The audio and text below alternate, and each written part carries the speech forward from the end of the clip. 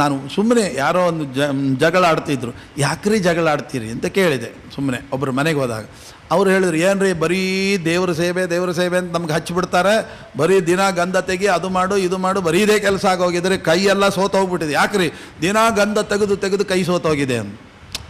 ನಾನು ಹೇಳಿದೆ, ನೀವು ಅನುಸಂಧಾನ ಮಾಡದೆ ತೆಗೆದ್ರಿ, ಅದಕ್ಕೆ ನೋವು. ಇವತ್ತೊಂದು ಅನುಸಂಧಾನ ಹೇಳ್ಕೊಡ್ತೀನಿ, ಅದನ್ನು ಮಾಡಿ ಆಮೇಲೆ ಬರುವಾಗ ಹೇಗಿತ್ತು ಹೇಳ್ರಿ. ಏನು ನೋಡಿ, ದೇವರ ಪೂಜೆ ಮಾಡುವಾಗ ಪುಡಿ ಗಂಧನೆ ಕಲಸಿ ನನ್ನ ತಲೆ ಮೇಲೆ ಇಡು ಅಂತ ಹೇಳ್ಬೋದಾಗಿತ್ತಲ್ಲ.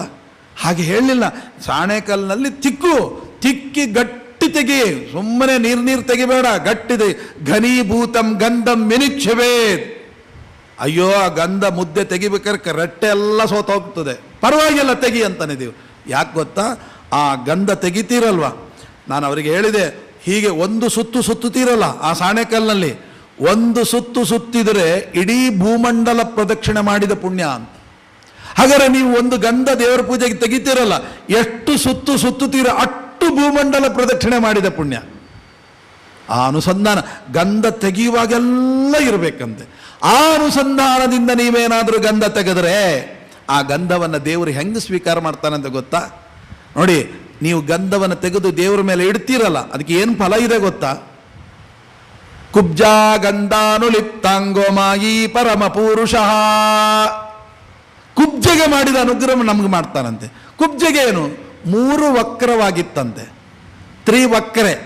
ಅವಳನ್ನು ಸವಕ್ರೆಯನ್ನಾಗಿ ಮಾಡಿದ್ದಂತೆ, ವಕ್ರ ರಹಿತಳನ್ನಾಗಿ ಮಾಡಿಬಿಟ್ರಂತೆ. ನಮಗೂ 3 ವಕ್ರೆ. ಏನ್ರಿ ನಾವೇನ್ರಿ ಸೀದಾ ಇದ್ದೀವಲ್ಲ? ಇಲ್ಲ. ಯಾವುದು ಹೇಳಿ? 3 ನಮ್ಮಲ್ಲಿ ಇರಬೇಕು. ಮಾತು, ಮನಸ, ವಾಚ, ಕಾಯ. ಕಾಯ ಇದ್ದಂಗೆ ಮಾತಿಲ್ಲ, ಮಾತಿದ್ದಂಗೆ ಮನಸ್ಸಿಲ್ಲ. ಮನಸ್ಸು ಒಂಥರ, ಮಾತೇ ಒಂಥರ, ಕಾಯದಲ್ಲಿ ಇರೋದೇ ಒಂಥರ. ಈ 3 ಒಂದಾಗಬೇಕಾದ್ರೆ ಈ 3 ವಕ್ರವಾಗಿದೆ ನಮ್ದು. ಇದು 3 ಸೀದಾದರೆ ಮಾತ್ರ ನಾವು ಮನುಷ್ಯರು.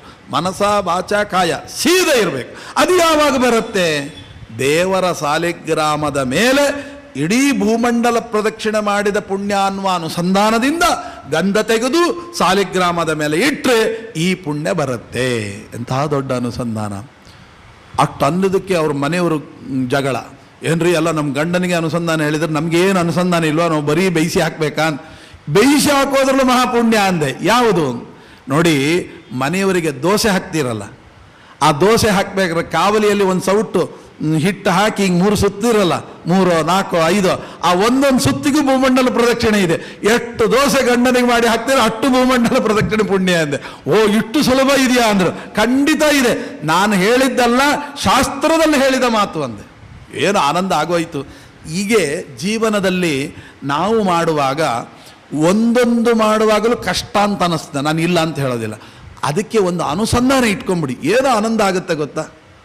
ನಾನು ಹೇಳ್ತಾ ಇರ್ತೀನಿ, ದಾರಿಯಲ್ಲಿ ಹೋಗ್ತಾ ಇರ್ತೀರಿ, ಮಳೆ ಬರ್ತಾ ಇರ್ತದೆ, ಕೊಡೆ ಬಿಡಿಸ್ಕೊಂಡು ಹೋಗ್ತೀರಿ, ಏನು ದುಃಖ, ಅಯ್ಯೋ ಯಾವ ಮಳೆನೋ ಏನೋ, ಏನಾಗುತ್ತೋ ಏನೋ, ಎಲ್ಲಿ ಬ್ಲಾಕ್ ಆಗುತ್ತೋ ಏನೋ, ಮನೆ ಮುಟ್ಟೋದು ಯಾವಾಗೋ ಏನೋ, ಇಷ್ಟೆಲ್ಲ ತಲೆಬಿಸಿ. ಏನೂ ತಲೆಬಿಸಿ ಇಲ್ಲ. ಯಾಕೆ ಗೊತ್ತಾ? ಆ ಕೊಡೆ ಏನು ಗೊತ್ತಾ? ಅದು ಒಂದು ದೊಡ್ಡ ಗೋವರ್ಧನ ಪರ್ವತ. ಆ ಕೊಡೆ ಕಡ್ಡಿದೆಯಲ್ಲ, ಅದು ಕೃಷ್ಣ ಪರಮಾತ್ಮನ ಕಿರುಬೆರಳು.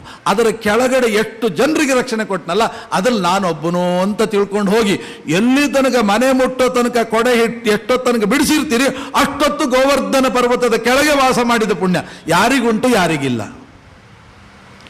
ಮನೆಯಲ್ಲಿ ಇವತ್ತು ಏನಂದ್ರೆ ಡೂಪ್ಲೆಸ್ ಹೌಸು, ಎಲ್ಲ ಒಳಗೆ ಮೆಟ್ಲು, ಮೇಲೆ ಇಳಿಯ ಹತ್ತು ಕೈಕಾಲೆಲ್ಲ ಬಿದ್ದು ಹೋಗುತ್ತೆ ಆಚಾರ್ಯ.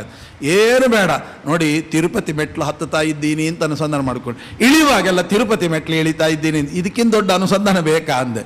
ನಾನು ಹೇಳಿದೆ ಹೀಗೆ ಒಬ್ಬರಿಗೆ, 1 ವರ್ಷ ಆದಮೇಲೆ ಅವ್ರ ಮನೆಗೆ ಇದ್ದ ಕಾಲ್ನವೆಲ್ಲ ಹೊಟ್ಟೋಯ್ತ್ರಿ. ಯಾಕೆ? ದಿನಾ ತಿರುಪತಿ ಯಾತ್ರೆ ಮಾಡಿದ ಪುಣ್ಯ ಬರ್ತಾ ಇದೆ. ಅನುಸಂಧಾನ ಮಾಡ್ಕೊಳ್ಳೋದರಲ್ಲಿ ಇದೆ. ಇವತ್ತು ಮನೆಗೆ ಹೋಗೋ ಹೊರಗೆ ಹೋಗ್ಬೇಕಲ್ಲ, ಇಲ್ಲ ನೋಡಿ, ಆ ಮನೆಯಿಂದ ಹೊರಗೆ ಹೋಗ್ಬೇಕಾದ್ರೆ ಏನು ಮಾಡಿ ಗೊತ್ತಾ? ಸಣ್ಣ ವಿಷಯ, ಹೊಸ್ತಲಿದೆಯಲ್ಲ, ಹೊಸ್ತಲಿಂದ ಎಡಭಾಗದಿಂದ ಹೊರಗೆ ಹೋಗಿ, ಆ ಹೊಸ್ತಲನ್ನ ಎಡಭಾಗದಿಂದ ಹೊರಗೆ ಹೋಗ್ರಿ, ಬರುವಾಗ ಬಲಭಾಗದಿಂದ ಒಳಗೆ ಬನ್ನಿ, ಅಷ್ಟೇ. ಏನು ಲಾಭ ಅಂದರೆ ಹೊಸ್ತಲಿನಲ್ಲಿ ನರಸಿಂಹದೇವರು ಇರ್ತಾರೆ. ಅದಕ್ಕೆ ನೀವು ಒಂದು ಪ್ರದಕ್ಷಿಣೆ ಬಂದ ಹಾಗೆ, ಒಂದು ಸಲ ಹೊರಗೆ ಹೋಗಿ ಒಳಗೆ ಬಂದರೆ ಒಂದು ಪ್ರದಕ್ಷಿಣೆ ಬಂದು, ಯಾರಿಗುಂಟು ಯಾರಿಗಿಲ್ಲ. ಇವೆಲ್ಲ ಜೀವನದಲ್ಲಿ ನಾವು ಮಕ್ಕಳಿಗೆ ಸ್ನಾನ ಮಾಡ್ತಾ ಇರ್ತೇವೆ, ಏನಂತ ಅದು ಸಾಕ್ಷಾತ್ ಗೋಪಾಲಕೃಷ್ಣ, ಆ ಪ್ರತಿಮೆಗೆ ಅಭಿಷೇಕ ಮಾಡ್ತಾ ಇದ್ದೇನೆ, ಎಂತೆಂಥ ಅನುಸಂಧಾನಗಳು. ಇವೆಲ್ಲ ತಿಳ್ಕೊಳ್ಳೋದಲ್ಲ, ಜೀವನದಲ್ಲಿ ಅನುಷ್ಠಾನ ಮಾಡಬೇಕು ಅಂತ ಅದ್ಭುತವಾಗಿ ಹೇಳ್ತಾರೆ.